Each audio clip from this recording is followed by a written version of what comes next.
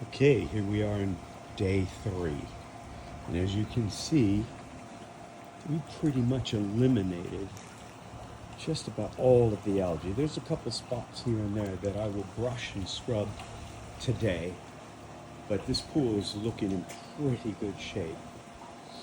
So I'm going to clean the filters one more time, because that algae, a lot of that algae that's been removed has gone through the system and it's sitting in the filters and filter tank. So we're going to clean the filters and the tank one more time.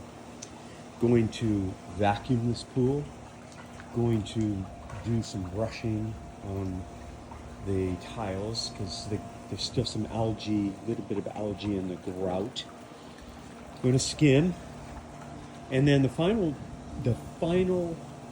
step in Leslie's process is to put something in called Clear Aid. Now it acts as a clarifier in that it clears up the water, cloudy water, but it also removes dead algae, any dead algae that's hanging around.